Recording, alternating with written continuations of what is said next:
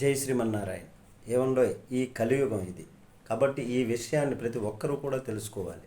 నాకు ఆకలి వేసింది, ఇంటి దగ్గర నుంచి నేను బయలుదేరాను, ఇంటి దగ్గర నుంచి ఏమి కూడా పలహారం పట్టుకు వెళ్ళలేదు, నేను ప్రయాణం చేస్తున్నాను. అయ్యో, మీరు చాలాసేపటి నుంచి ఏమీ తినలేదండి, ఎంత ఆకలిగా ఉన్నారో, ఇదిగో అండి 2 యాపిల్ పళ్ళు తీసుకొచ్చి ఎవరో ఇచ్చారనుకోండి. ఆయన ఇచ్చి వెళ్ళిపోయాడు అనుకోండి.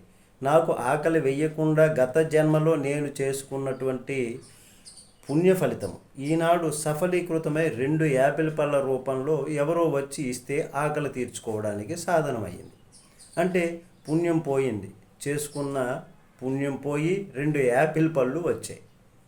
తలనొప్పి, మోకాళ్ళ నొప్పి, ఇట్లాంటి జ్వరాలు ఇట్లాంటివి వచ్చాయి, పాపం పోయింది. ఈ శరీరం వచ్చిందంటే కేవలము సంతోషించడానికే కాదండి, ఈ శరీరము పాపపుణ్యములు క్షయమైపోవడానికి పనికొస్తుంది, ఒక సాధనం. దీనిలో గమనిస్తే కష్టాలు వస్తున్నాయంటే అమ్మయ్య నా పాపాలు పోతున్నాయి అని మనం అనుకోవాలి. నమస్తే.